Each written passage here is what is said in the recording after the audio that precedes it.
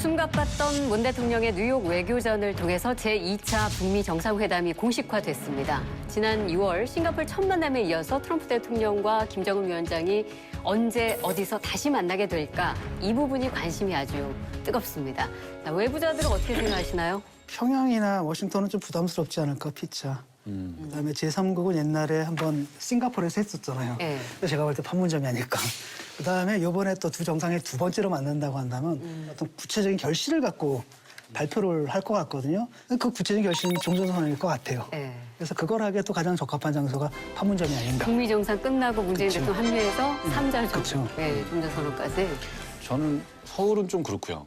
워싱턴도 부담스러울 것 같다라고 했는데 그렇게 생각을 했는데 트럼프 대통령이 그 친서를 받아보고 표현을 아름다운 예술 작품이라 그랬잖아요. 네. 예? 역사적인 편지다 뭐 이런 표현을 하고 굉장히 업됐어요 보니까 그 내용 중에 워싱턴으로 가겠다는 얘기가 혹시 있어서 워싱턴은 미국의 11월 6일 중간 선거를 생각하면 워싱턴 빅 이벤트로.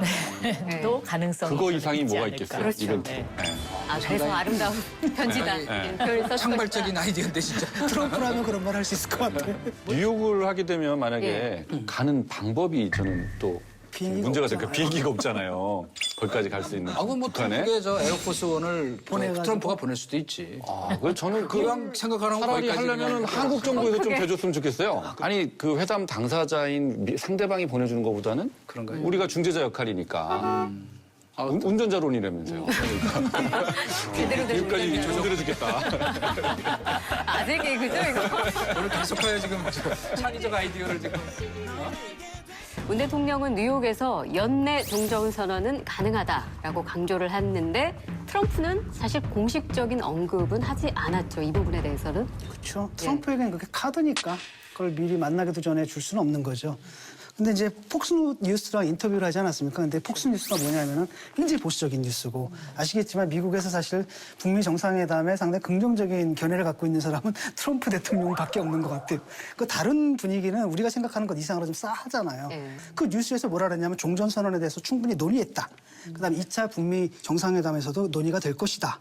가급적 이른 시일 내에 종전선언을 이루는 게 바람직하다는 공감대를 형성했다. 이렇게 얘기를 했거든요. 그러니까 분명히 그 면담에서 그 얘기가 됐던 것 같아요. 이 부분에 대해서는. 이제 이 말씀 직후에 트럼프는 시간에 얽매이지 않겠다. 이런 얘기를 했잖아요. I'm not playing time game.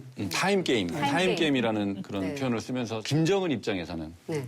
트럼프의 11월 중간 선거 신경을 많이 쓸 것이다. 뭐 이렇게 그걸 가지고 이제 또 하나의 카드로 활용을 하려는 것을 간파를 하고 거기에 얽매이지 않겠다. 그런 장난치지 말아라. 뭐 이제 이렇게 아마 선수를 친 것 같아요. 엊그제 그 폼페이오 장관 얘기가 저는 자기네로서는 굉장히 중요한 얘기를 했다고 생각하는데 절대로 충동 구매하는 일은 없을 것이다. 그거는 제가 보기에는 여태까지 적어도 1992년 북핵 위기가 처음 시작된 이후 94년에 제네바 합의가 됐고 이제 2002년에 2차 북핵 위기가 온 다음에 2005년에 이제 9.19 합의가 이루어졌는데 그때는 당장 뭐 큰일 날 것처럼 뭐 영변을 폭격하니 뭐 난리치다가 실제 협상에 들어가서 그렇게 다 지루한 과정을 겪었거든요. 미국의 조야 또 미국의 관리 이 사람들은 이미 이거를 사실은 체득하고 있다고 저는 생각해요. 그러니까 신고 리스트 내놓고 검증 폐기 가는 확실한 스케줄이 나오기 전까지는 우리는 먼저 절대로 움직이지 않는다는 걸 거듭 지금 얘기하고 있는 거고 저는 이 대목에서 김정은 위원장이 사실은 그 노련한 협상가 나쁘게 얘기하면 장사꾼에 덫에 걸렸다 이렇게 생각해요. 지금까지 어떤 그 92년도부터의 그 핵 협상 과정과 이번에 가장 큰 차이점은 이게 탑다운 방식이라는 물론이죠. 거죠. 그러니까 결정권이 있는 지도자들이 그 윤곽을 정해놓고 밑에서 이제 협상을 하는 거지 않습니까? 그래서 저는 과거와는 이번에는 조금 다르다 이렇게 보고 있고요. 물론 지금 이제 지적하신 것처럼 신고하고 리스트 내고 또 검증하고 이 기간이 뭐 전문가들에 의하면 한 10년 정도 소요되는 시간이다라고 하지 않습니까? 그래서 물론 힘든 과정이긴 하겠지만 저는 뭔가 트럼프와 김정은 이 두 사람이 결단의 시간이 임박 생각하고 있지 않느냐 이런 생각을 합니다. 왜냐하면 문재인 대통령의 평양 방문에서 김정은 위원장의 이야기 중에 가장 그 주목해야 될 부분이 영변 핵시설 폐기 요 부분인데요. 사실상 비핵화의 저는 이게 핵심 부분이다라고 보고 있고 이제는 미국이 여기에 대한 어떤 응답을 해줘야 되는 그런 때가 아니냐. 김정은 위원장의 비핵화 결단이 올바른 판단임을 확인해 주어야 합니다. 이제 국제사회가 북한의 새로운 선택과 노력에 화답할 차례입니다. 문재인 대통령이 폭스뉴스하고 인터뷰하면서 이런 얘기를 했죠. 한반도 종전선언의 의미는 정치적 선언에 불과하고 만약에 북한이 약속을 지키지 않으면 언제든지 취소할 수 있는 것이다. 이 대목을 두고 약간 논란이 있는 것 같습니다. 이거 어떻게 생각하세요? 이건 바로 뭐냐면은 이 정도 입술 서비스는 해줘야지 북한이 그 다음에 자기 다음 단계의 조치를 밟는다라고 하면서 미국을 좀 설득하기 위한 레토릭이거든요. 그래서 이 종전선언을 바라보는 이제 북한과 미국의 개념의 차이, 이걸 조정하는 게 대통령의 역할인 것 같고, 미국에 가가지고 이제 바로 그런 식의 북한이 원하는 그 종전선언이라는 게 평화협정도 아니고, 그저 너희들이 우리를 침략하지 않겠다라는 또는 우리 체제를 갖다 붕괴시키지 않겠다라는 약속을 국제적으로 좀 명시적으로 해달라는 그 정도 입술 서비스만 해달라는 거다. 그런 북한의 입장을 갖다 우리 문재인 대통령이 가서 전한 거죠. 그러니까 저는 그 말이 왜 나왔는지는 이해가 돼요. 예. 이제 문재인 대통령은 트럼프를 설득해야 되는 입장이잖아요. 그러니까 이제 미국 쪽의 입장에서 손해 볼 게 없다. 뭐 이제 이런 취지지 않습니까? 굉장히 오랜만에 바른 말씀을 하시는 것 같습니다. 굉장히 오랜만에 방청. 저는 항상 바른 말만 합니다. 아니 수시로 바른 말을 하는데 아, 근데 이제 이름이 바른 일에 대한 말은 다르게 하세요. 한국말은 좀 끝까지 들어보셔야 될 것 같은데. 그런데 저도 뭐 그런 중재하는 역할을 많이 해보면 되게 조급한 마음이 들어요. 걱정도 들고 조바심도 들고 좀 더 막 앞서가서 하려는 그런 심정은 이해는 되는데요. 적절치는 않았던 것 같아요. 왜냐하면 국가가 한 약속이라는 것을 그렇게 쉽게 깨일 것을 예정을 하고 한다는 것 자체가 좀 아니, 그게 문제가 있고. 문제는 뭐냐면 잠깐만요. 들어보세요. 네. 그리고 종전선언이 없는 상태로 그냥 단순히 돌아가는 게 아니라 전쟁을 하자는 거냐? 이렇게 되는 상황이 될 수도 있어요. 그러니까 그게 이렇게 단순하게 간단하게 말할 수 있는 건 아닌데 조바심 이런 것들이 나타났을 때 우리가 이제 결실을 맺어야 되는 문재인 대통령의 입장에서 과연 그것이 잘하는 기술이냐라는 측면에서 보면 저는 우려스러운 면이 있어요. 이제 뭐 이런 것도 말 못하게 하면은 협상을 어떻게 하라는 얘기입니까? 아니, 그리고 꼭 그렇지는 않죠. 그 종전선언이라는 건 사실상 국제법상 뭐가 있는 거 아니에요. 그 평화협정, 평화협정을 체결을 해야죠. 종전선언 그래도 자체가 약속은 약속이에요. 그러니까 말뿐인 약속이고 당연히 그렇기 때문에 저쪽에서 어기면 당연히 깨지는 거라는 거죠. 그건 너무나 당연한 얘기를 하는 거고 북한이 약속을 지키지 않는 걸 그들이 걱정하고 있기 때문에 북한이 약속을 지키지 않는다면 이것은 취소해도 된다. 그러니까 구속력이 없는 것이니까 너희들 너무 어렵게 생각하지 말아라. 이렇게 미국을 설득하는 레토릭인데 이것도 못하게 한다면 미국 가가지고 미국에서 정말 북한을 갖다 불신하는 그 많은 조야의 수많은 사람들을 어떤 논리로 설득하란 말이에요. 미국의 보수주의자 특히 강경파들이 갖고 있는 불신감 그냥 단순히 말로 하는 적이 아니고 그 사람들의 논리로 볼 때는 종전선언을 한다는 것은 북한이 완전한 어떤 그 변화하는 시그널을 보여줄 때 가능한 것이다. 그리고 그것은 불가역적인 것이다 하는 게 전제가 돼 있는 거거든요. 근데 저도 이 얘기가 적절치 않다고 생각하는 거는 자칫하면 그런 가뜩이나 불신감 있는 사람들한테 지금 무슨 말장난하는 거야? 이렇게 난 보일 가능성이 매우 높다고 생각하는 거예요. 그러니까 이런 표현은 저는 아무리 협상을 해서 하더라도 신중하지는 않았다. 자꾸 미국이 비핵화가 전제되지 않으면은 종전선언도 제재도 없다고 강조하는 이유는 뭐냐면 핵심적인 그래 진짜 행동 대 행동으로 하는데 그 핵심적인 행동이 지금 이 영변 핵시설 뭐 한 70% 정도 된다 그러면 중요한 시설이에요. 그러나 그것만 갖고는 안 된다. 좀 더 우리 과거의 불신감을 해소할 수 있는 좀 더 확실한 핵리스트, 핵무기 반출이지 이런 거를 보이라는 것이기 때문에 그 간극이 저는 쉽게 메꿔지기 좀 어려울 것 같다. 그런 면에서 종전선언을 너무 가볍게 생각한 거 아니냐. 미국에서는 이거를 진짜 불가역적인 것이다. 근데 문재인 대통령의 그 발언은 또 어떻게 보면 북한이 이번만큼은 확실하게 체제만 보장해주면 우리가 더 이상 핵 문제에 관해서는 이제는 이거 핵이 오히려 짐이다. 그리고 우리는 좀 잘 살아봐야 되겠다. 그것을 바탕으로 한 자신감의 표현이다라고도 볼 수 있다. 저는 그렇게 생각합니다.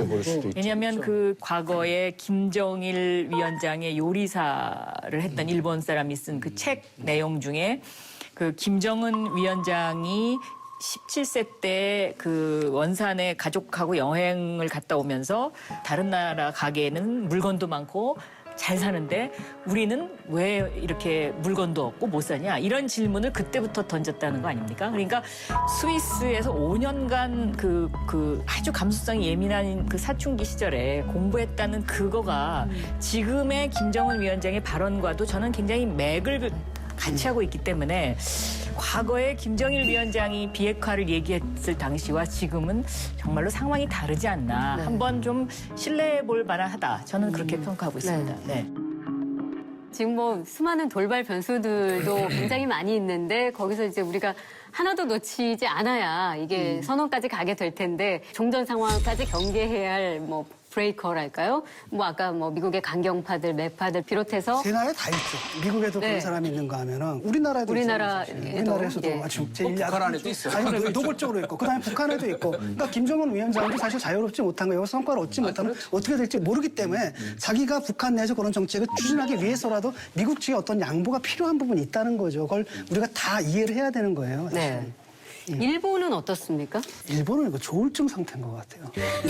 자기 정책이 없고 트럼프 어떻게 하느냐에 따라서 조증 상태 같다, 우울증 상태, 조증 상태, 우울증 상태 이렇게 돼 있는 것 같거든요. 아, 근데 일본 외무상이 그런 발언도 하지 않았습니까? 종전선언은 시기상조다. 일본이 종전선언에 반대하는 근본적인 이유는 뭘까요? 일본이 생각하는 종전선언이라는 건 미국과 공유하고 있는 거라고 생각해요. 종전선언을 한다는 것은 한반도의 핵이 완전히 없어지는 건 물론이고 그다음에 북한이 지금 받아들일 수 있는 가장 가까운 시간에 일본이 국교 정상화 대가로 배상금 내는 거예요. 그게 지금 뭐 100억 달러에서 400억 달러라고 그동안에 추산이 됐었는데 그런 돈을 댈 수 있는 나라이기 때문에 그쪽 입장에서 볼 때는 그런 것들을 전부 염두에 둔 시발점이 종전선언인데 이 종전선언부터 하고 뒤가 이행이 안 되면 그거 뭐하러 하나 하는 원론적 의문과 저걸 갖고 있는 거죠. 네, 종전선언에 반대한다고 이제 계속 일본 쪽에서 얘기를 하는데 그건 이제 미국에서 하니까 그냥 따라하는 거거든요. 그러다 갑자기 종전선언 하잖아요. 그럼 또 환영선언 낼 겁니다, 이 사람. 그러니까 우리가 지금 얘기하는 건 선종전선언을 얘기하는 거지. 근데 일본 비핵화가 먼저냐 이게 먼저냐. 한반도가 적당한 갈등이 있는 것이 가장 좋죠. 자기네 나라한테 가장 유리하다고 보는 거죠.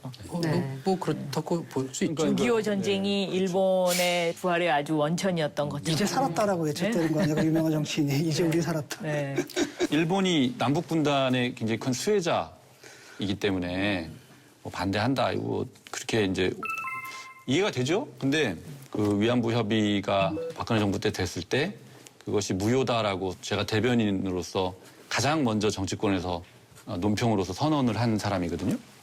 그 문제점에 대해서 지적을 하고 그런데 진선미 장관이 이번에 장관이 돼가지고 그걸 처음으로 조치를 했잖아요. 근데 이게 과연 남북 관계가 진전이 돼야 되는 요 상황에서 툭 불거져 나오는 게 맞느냐라는 점에 있어서는 전체적인 조율이 좀 필요하다라는 생각이 들어요.